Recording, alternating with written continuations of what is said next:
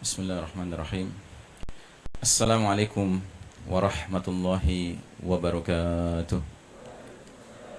Alhamdulillah rabbil alamin. Wassalatu wassalamu ala ashrafil anbiya'i wal mursalin wa ala alihi wa ashabihi ajma'in. Faqala Allah Ta'ala fi kitabihil karim ba'da a'udzu billahi minasyaitonir rajim. Ya ayyuhalladzina amanu taqullaha haqqa tuqatih wa la tamutunna illa wa antum muslimun. Hadirin jamaah salat zuhur yang dirahmati Allah, alhamdulillah siang hari ini Allah pertemukan kita dalam taat, yaitu dalam kewajiban menjalankan salat zuhur berjamaah. Semoga ketaatan kita, segenap amal saleh, amal ibadah kita senantiasa diterima Allah Subhanahu wa taala. Pada siang hari ini seperti yang sudah diumumkan, kita memasuki kajian akhir zaman berikutnya. Dan pada siang hari ini tema yang kita angkat berkenaan dengan Al-Mahdi. Al-Mahdi merupakan salah satu alamatus sa'ah, tanda-tanda sudah dekatnya kiamat. Dan Al-Mahdi termasuk min alamatis sughra, termasuk tanda-tanda kecil. Dia tidak termasuk alamatul kubra. Sebab kalau kita lihat hadis mengenai 10 tanda-tanda besar menjelang kiamat, tidak ada kita jumpai Nabi menyebutkan salah satunya adalah Al-Mahdi, ya. Di sini disebutkan ad-dukhan, kabut asap yang menyelimuti planet kita ini selama 40 hari 40 malam. Ad-Dajjal, yaitu manusia yang ditakdirkan menjadi a'zamul fitnah, fitnah ujian yang paling dahsyat sepanjang zaman. Kemudian ada binatang melata yang ketika keluar nanti bertugas memberi pembeda mana orang beriman dan mana orang kafir. Kemudian dulu isyamsi min maghribiha, matahari terbit dari tempat terbenamnya, yang merupakan tanda bahwasanya pintu taubat sudah tertutup. Kemudian nuzul Isa bin Maryam alaihi salam, turunnya Isa al-Masih alaihi salam, yang merupakan sosok yang ditugaskan oleh Allah Ta'ala mengajak semua orang kafir termasuk ahli kitab memeluk agama Nabi terakhir, agama Islam, dan dia akan membunuh Dajjal. Kemudian Ya'juj Ma'juj, yaitu dua umat yang dikurung di balik sebuah dinding yang dibuat oleh seorang raja bijaksana ribuan tahun yang lalu bernama Zulkarnain. Dan di akhir zaman Allah akan izinkan mereka keluar dari tempat di mana mereka terkurung oleh dinding itu, karena dinding itu mengalami expire date, ya, hancur dia. Kemudian yang ketujuh, ke-8, ke-9 adalah thalathata khusufin, 3 pembenaman bumi, 1 di timur, 1 di barat, dan 1 di semenanjung Arab. Sedangkan yang paling akhir adalah tanda berupa narun takhruju minal Yaman, api keluar dari Yaman untuk menggiring manusia ke tempat mereka berkumpul untuk mengalami dahsyatnya peristiwa kiamat. Jadi kalau kita lihat, tidak ada satu pun di antara 10 tanda ini yang menyebut adanya Al-Mahdi, ya toh? Ya, padahal ini adalah hadis sahih tentang 10 tanda besar. Jadi Al-Mahdi bukan alamatul kubra, bukan tanda besar.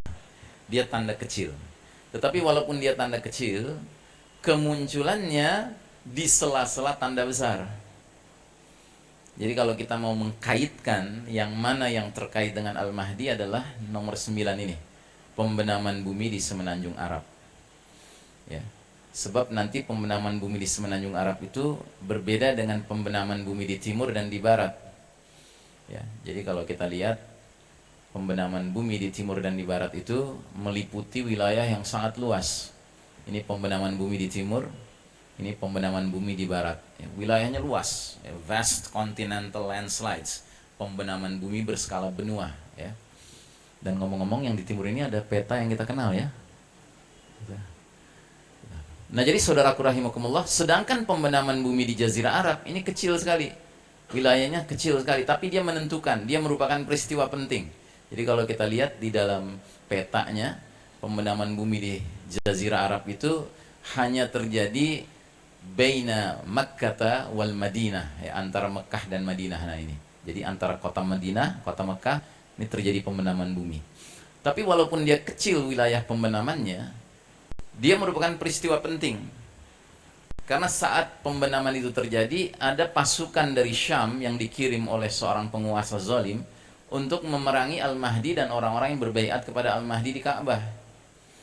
Nah, pasukan itu bergerak lewat darat, sudah melewati Madinah, mau meneruskan perjalanan ke Mekah, tiba-tiba mereka mengalami pembenaman.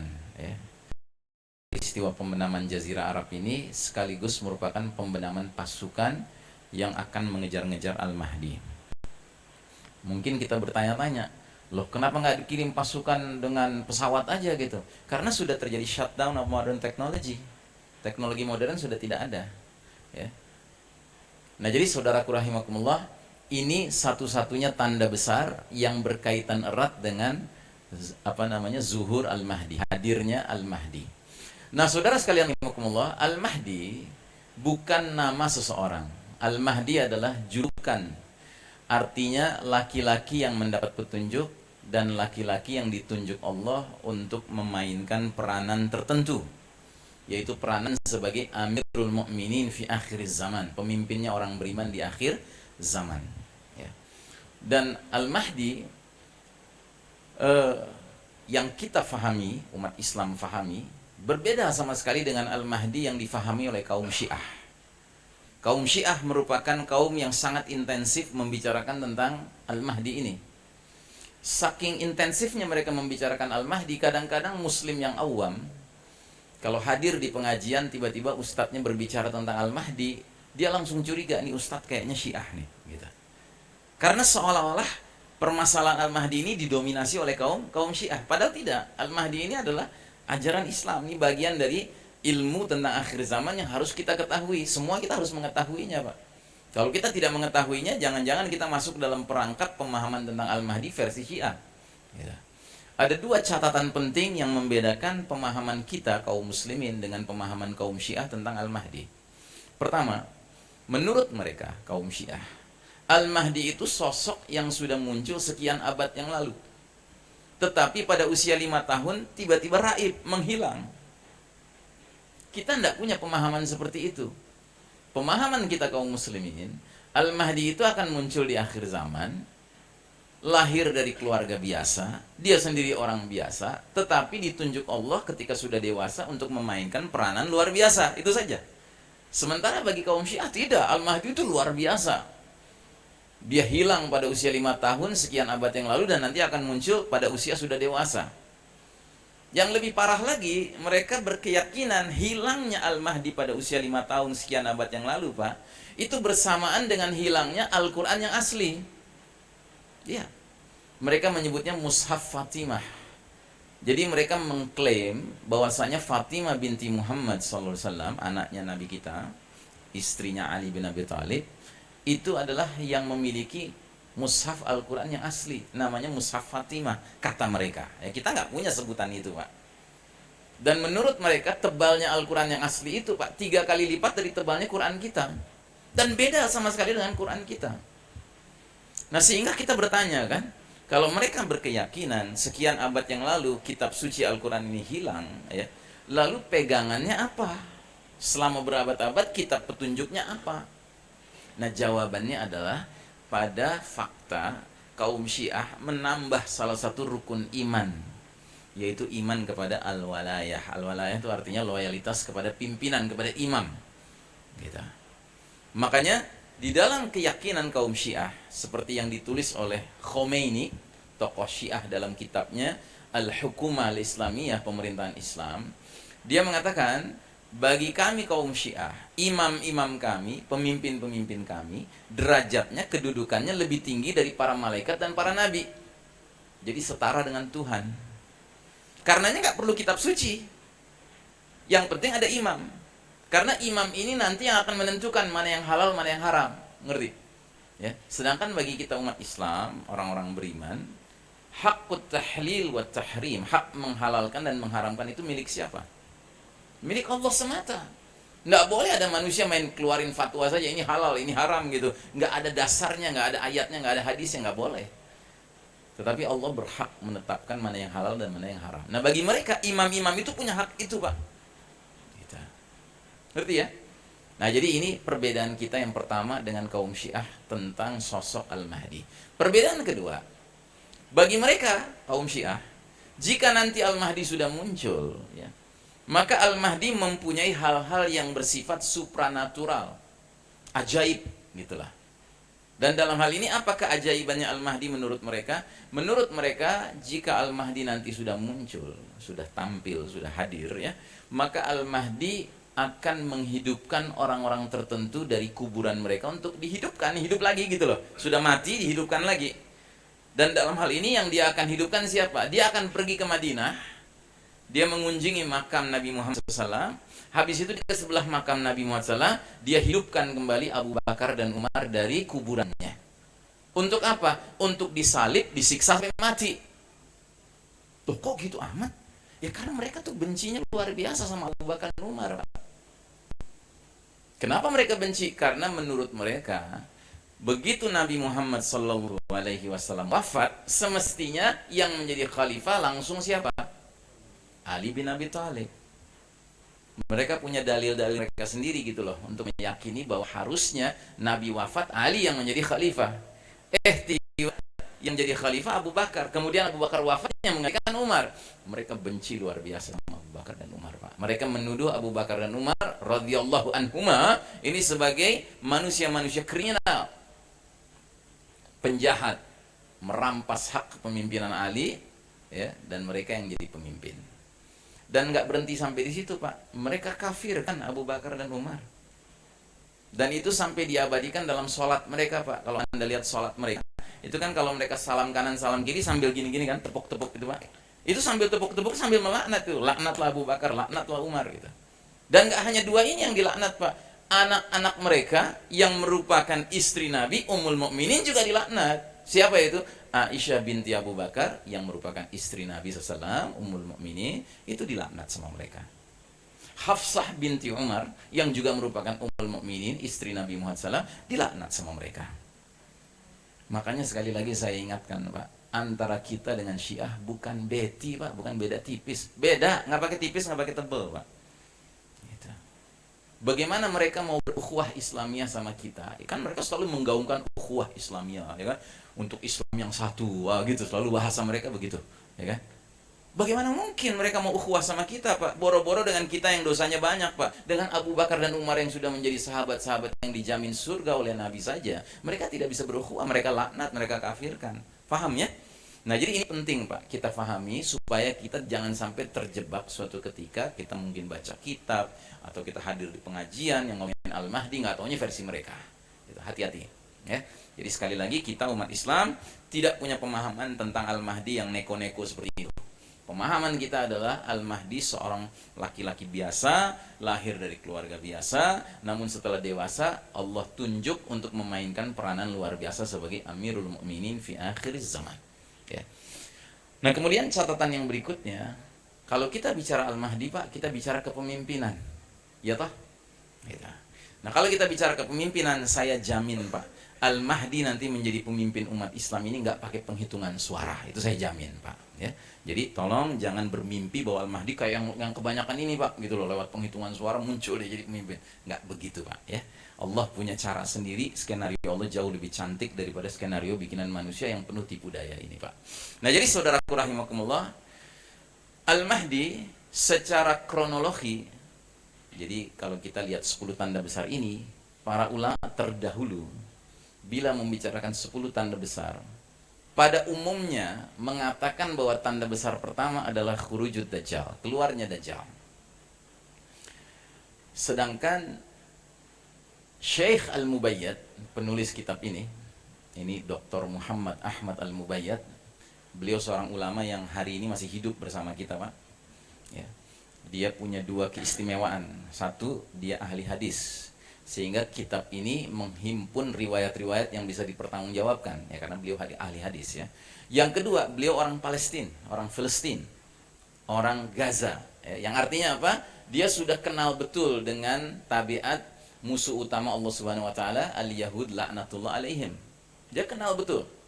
Ya, sehingga Kalau kita baca kitab ini Pak, tidak saja kita akan mengalami transfer of knowledge ke kepala kita, tetapi kita bahkan akan mengalami transfer of ruhul jihad ke dada kita. Karena beliau seorang penulis yang sudah terbiasa hidup di tengah kelakuan musuh utama kaum muslimin. Nah, jadi saya sangat menganjurkan Anda membaca kitab ini. Bahkan setiap masjid sepatutnya di perpustakaannya punya kitab ini. Dan kitab ini punya pandangan yang berbeda tentang kronologi 10 tanda besar. Jadi Syekh Al-Mubayyad tidak mengatakan Dajjal itu tanda besar paling pertama, tapi dia justru mengatakan Ad-Dukhan itulah tanda besar yang paling pertama. Kenapa? Ini yang penting. Karena dalam surat Ad-Dukhan di ayat ke-11 Allah Subhanahu wa taala berfirman, yaghshan nas, kabut itu akan menyelimuti manusia. Kalau dalam hadis dikatakan kabut itu akan menyelimuti seluruh wilayah timur, seluruh wilayah barat dunia ini. Arba'ina yawman wa arba'ina laylah, 40 days and 40 nights, gelap gulita, pitch dark karena kabut asap. Ya. Nah, terus kata Allah selanjutnya masih di ayat 11 tadi, hadza azabun alim, ini azab yang pedih. Jadi dukhan ini azab, Pak. Jadi kalau Syekh Mubayyad berpendapat 10 tanda besar apabila sudah muncul, Pak, yang paling pertama itu azab tiba-tiba datang. Ingat ya, azab Pak, bukan kiamat. Kalau kiamat menewaskan semua manusia, kalau azab menewaskan banyak manusia tapi tidak semuanya, dunia masih berjalan. Begitu. Nah, jadi kenapa Syekh Mubayyad punya pandangan bahwasanya dukhan itu tanda besar yang paling pertama? Karena terkait dengan kondisi kita sekarang. Jadi kalau kita lihat perjalanan sejarah umat Islam sesuai hadis ini, kan Nabi menjelaskan dalam satu hadis ini roadmap, peta perjalanan umat Islam yang terdiri dari 5 babak. Ya. Saya sudah pernah menyampaikan hadis ini di tempat ini. Kalau dulu Anda nggak ngantuk dan sekarang nggak lupa, pasti ingat. Gitu.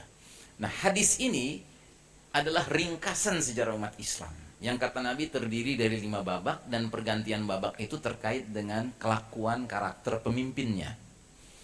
Siapa yang masih ingat kita sekarang di babak keberapa? Kita babak keempat sekarang ini ya. Babak yang kata Nabi adalah kepemimpinan mulkan jabrian, para penguasa yang memaksakan kehendak mereka. Yang kalau kita bikin gambaran skemanya itu kayak gini. Ini garis putus-putus putih ini, inilah kondisi perjalanan umat Islam. Ini garis merah ini bukan garis kemiskinan, ini garis pembeda kapan umat Islam berjaya kalau di atas dan kapan umat Islam runtuh kalau di bawah. Nah, kita selama ribuan tahun, Pak, itu mengalami kondisi kejayaan, Pak.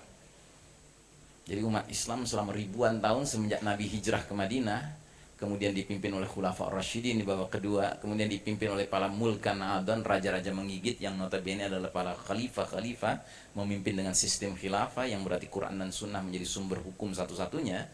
Kita masih berada di atas, Pak. Tapi begitu kita masuk babak keempat, kita langsung drop. Kita melewati garis merah. Karena apa? Karena di babak keempat ini Allah takdirkan berlakunya hadis yang terkenal ini, hadis Juhri Dobbin, hadis lubang biawak. Ramalan Nabi 15 abad yang lalu bahwa umat Islam suatu ketika akan malah mengekor kepada Yahudi Nasrani, bukan memimpin Yahudi Nasrani, mengekor kepada Yahudi Nasrani. Gitu. Suatu perkara yang dulu para sahabat nggak pernah bisa membayangkan. Tapi kita qadarullah semenjak runtuhnya Kesultanan Utsmani Turki, yaitu merupakan khilafah terakhir, kita memang benar-benar terpuruk, ya. Kemudian yang memimpin dunia ini adalah the Western civilization, Europeans and the Americans, yang notabene adalah the Judeo-Christian society, masyarakat Yahudi Nasrani. Ya toh? Setuju Pak ya dengan saya? Atau Bapak masih tetap bermimpi dengan mengatakan, oh enggak, umat Islam lagi berjaya Ustadz, ya kan? Kalau sampai ada yang ngomong begitu Pak, hari ini dia bilang, oh, umat Islam lagi berjaya sekarang, suruh dia cuci muka. Gitu. Bilang sama dia, stop dreaming, gitu. Umat Islam tidak sedang berjaya sekarang. Kita sekarang dalam kondisi terpuruk, Pak. Ya, itu realita. Ya. Dan keterpurukan ini bukannya Allah tidak pernah kasih tahu, Allah sudah kasih tahu lewat ayat ini. Watilkal ayyamu nudawiluha bainan nas, demikianlah hari demi hari masa kejayaan dan keruntuhan itu kami pergilirkan di antara manusia agar mereka mendapat pelajaran. Jadi jangan dengan alasan kita ini umat Islam, orang-orang beriman, pasti disayang Allah, lalu kemudian kita menuntut kepada Allah di dunia harus menang terus, Pak. Enggak gitu jalan ceritanya. Dunia ini bukan tempat untuk satu pihak menang terus, satu pihak kalah terus, enggak begitu, Pak. Malah kalau kita mau jujur Pak, kekalahan kita tuh jauh lebih sedikit daripada kemenangan kita, kejayaan kita. Kejayaan kita sudah berlangsung ribuan tahun Pak. Kita sekarang runtuh ini baru berapa tahun Pak? Belum ada 100 tahun. Runtuh 1342, kita sekarang 1439, baru 97 tahun. Belum ada sahabat. Gitu. Bahkan saya sambil meyakini, optimis gitu ya, husnuzon kepada Allah, bahwa kondisi kita di bawah sekarang ini kira-kira udah di sini nih Pak. Ginilah. Menjelang kita kembali mengalami babak kelima, tegaknya khilafah, dan juga menjelang kita menyaksikan sakratul mautnya babak keempat ini Pak. Gitu. Jadi nggak usah pesimis gitu loh. Ya. We're in a good state, kita dalam keadaan yang baik, hanya saja kita harus sabar, karena jadwal kemenangan masih di tangan Allah Ta'ala. Dan jadwal kemenangan itu berkaitan erat dengan munculnya sang pemimpin. Nah cuma pemimpinnya nggak boleh sembarang pemimpin Pak. Kalau kita sembarang pemimpin, kita cari-cari, kita paksa-paksa, nggak ketemu Pak. Ini pemimpin yang kita harapkan membimbing kita, mengarahkan kita menuju kejayaan, pindah dari babak keempat penuh kezaliman menuju babak kelima penuh keadilan ini Pak. It has to be the certified leader Pak. Dia harus pemimpin yang dapat sertifikasi. Gitu. Ngapain juga nyari pemimpin yang nggak dapat sertifikasi dari Allah dan Rasulnya, ya kan? Nah ini yang sekarang terjadi Pak, umat Islam sibuk nyari pemimpin ya kan, sekali 5 tahun, sekali 4 tahun gitu kan, ngeluarin dana gelontoran miliaran, triliunan gitu kan, ya kata orang Betawi sampai lebaran monyet nggak bakal ketemu, gitu. Sebab solusinya sudah jelas. Makanya pentingnya ilmu akhir zaman tuh di situ Pak, supaya kita nggak jadi orang-orang yang pesimis Pak. Dan jangan menuduh kita terus, jadi nunggu aja Al-Mahdi datang. Bukan begitu Pak. Kita siapkan diri kita, anak istri kita untuk menjadi bahagian yang layak bergabung dengan pasukan Al-Mahdi. Itu yang paling penting sekarang kita kerjakan. Nah jadi saudaraku rahimakumullah, Syekh Mubayyad hidup bersama kita di babak keempat ini.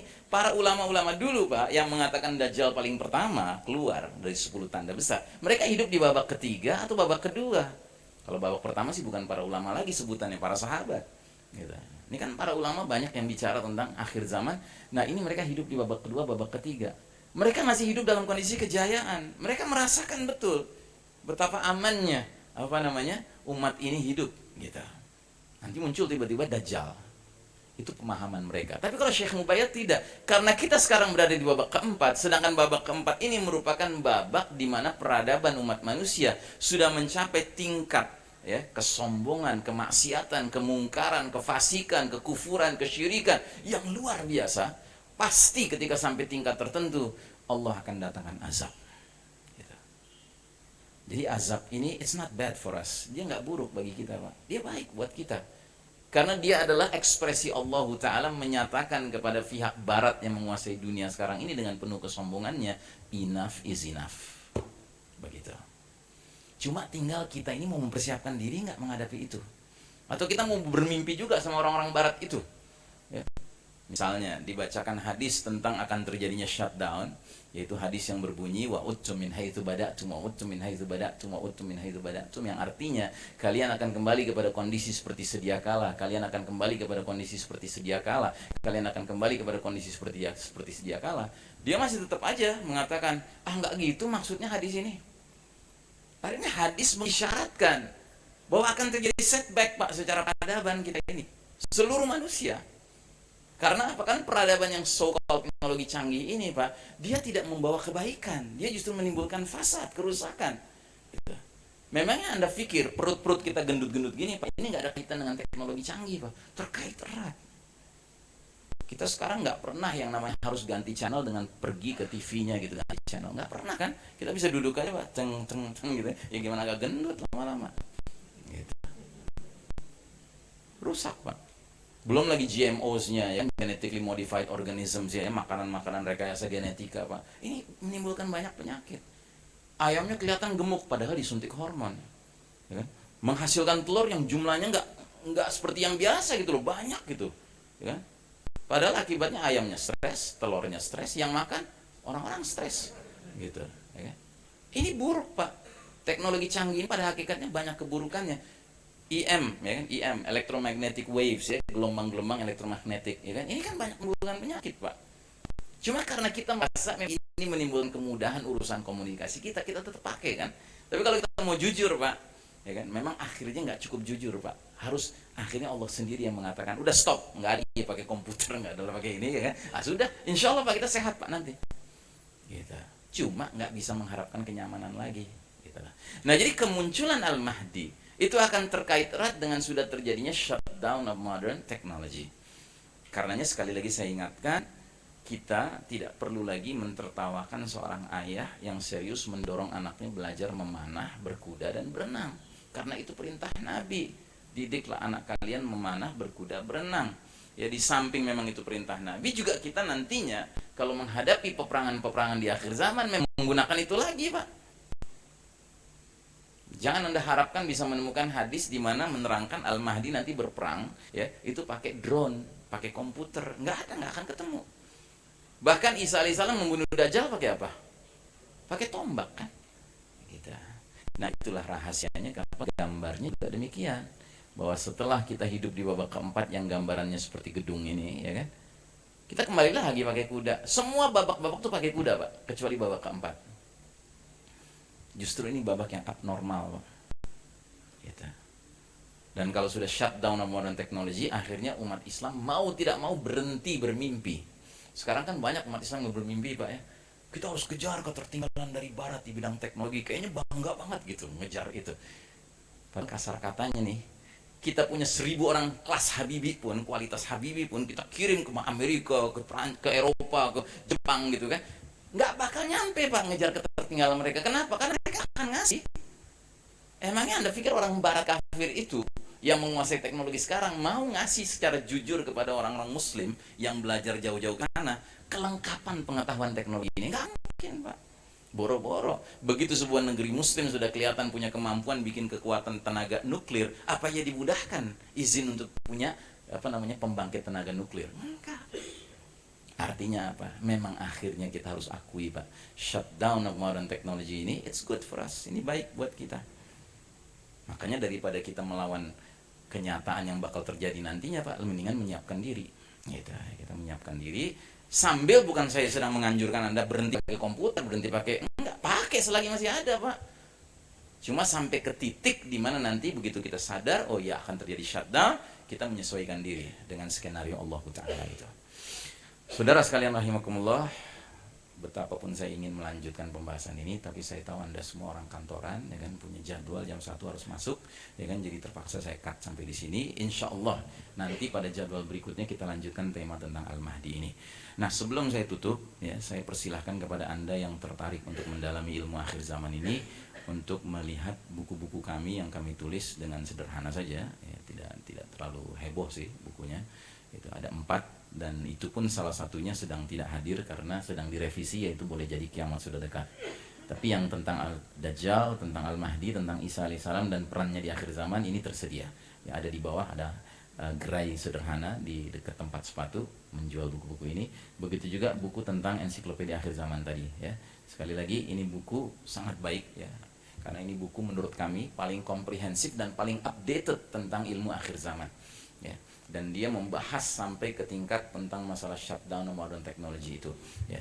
Nah, dan yang lebih penting lagi, mumpung belum dikriminalisasi Pak buku ini gitu ya kan. Sekarang kan lagi musim Pak kriminalisasi, apa-apa terkait Islam dikriminalisasi. Nah, mumpung belum dikriminalisasi ya kan, you can get it easily today ya kan, silahkan. Dan bagi Anda yang nanti nggak kebagian, silahkan catat nomor ini, Anda bisa pesan lewat WhatsApp atau SMS. Dan juga bagi Anda yang mau mengikuti pembahasan kami tentang boleh jadi kiamat sudah dekat, kami punya Instagram, bisa diikuti juga di sana. Saya kira demikianlah. Saya mohon maaf ya, saya tidak membuka forum tanya jawab karena saya menghormati hak Anda dan kewajiban Anda untuk meneruskan kegiatan mencari ma'isyah ya.